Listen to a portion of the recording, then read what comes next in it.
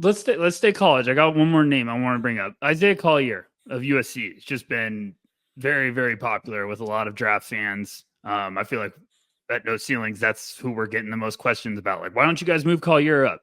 I want to see what you guys think. Corey, we'll start with you. From what I've watched, he's exactly what we were expecting. I think it's what we saw at Portland.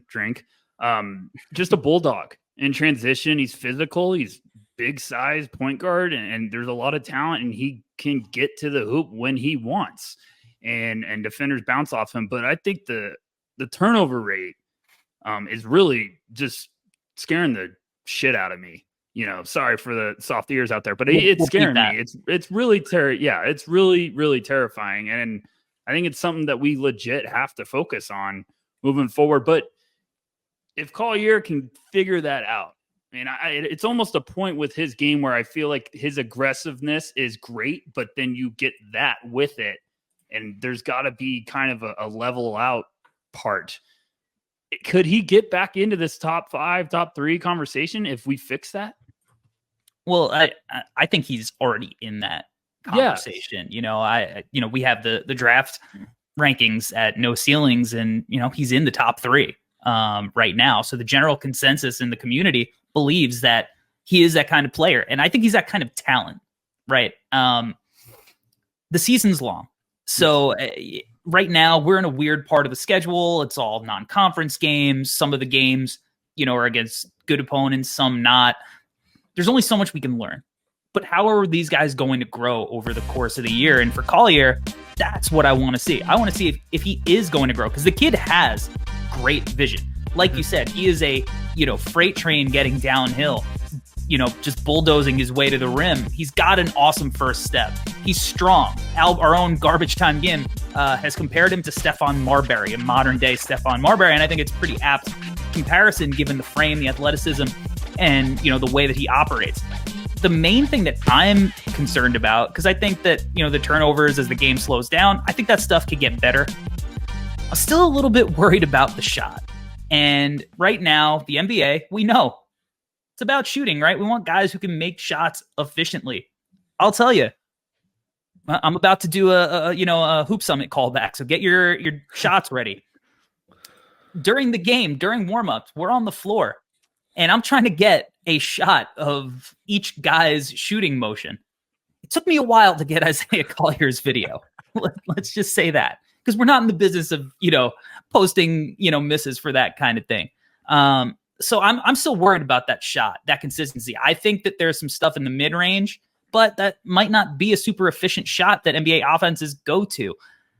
I'm still a believer that teams are going to go under on his shot consistently early in his career when he makes it to the NBA level. And while he's still going to be able to get downhill, given the spacing and his athleticism, it's going to be a little bit tougher. Paints are going to be a little bit more packed. So that combination of, is that decision-making going to improve with teams are going to be smart about forcing him to be, a shooter?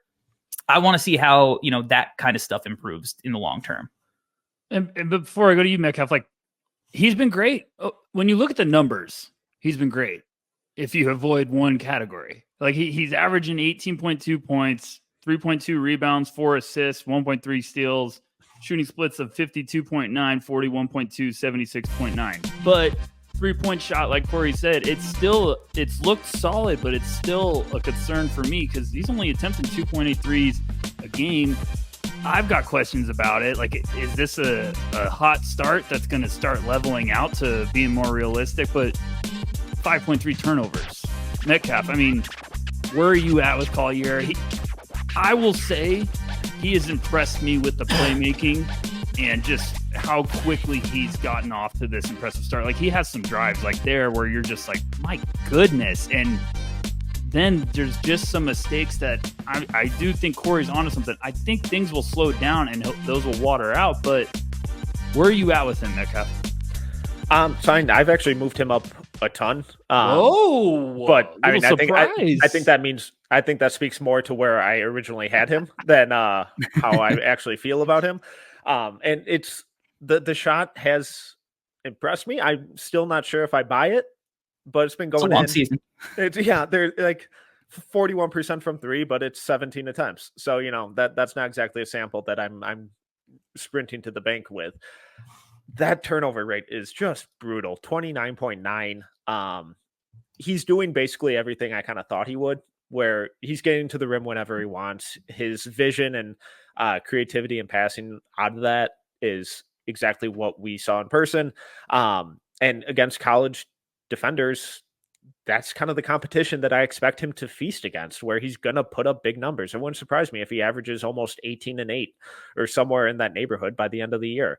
What those shooting percentages look like come March, though, I think that's what's really going to be the kind of deciding factor in where I end up ranking him and how I really feel about him. So currently I'm cautiously optimistic about the shot because he's been pretty confident with it. He's been taking step back threes and, pull up mid-range stuff at the elbow.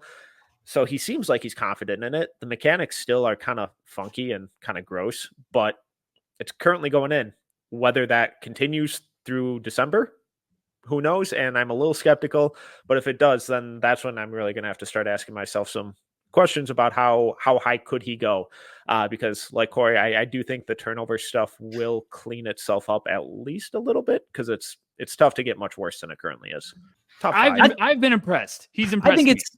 I also think it's going to be dependent on who is actually getting the top picks. I mean, in this draft more than ever, we just talked vaguely about the San Antonio Sohan experiment that is going to, go down in infamy, right? Like, this is a guy that the Spurs are going to look at. They might look at another guy from overseas as well, potentially to fill that void. But there are, teams that need that playmaker, that engine to run their offense. So I think it's going to be totally team dependent. But, if you have already like strong guard play, you're probably going to look elsewhere in a draft like this, where I think the talent at the top is, very close together and bunched up. So yeah, it's all how it shakes out at the end of the year.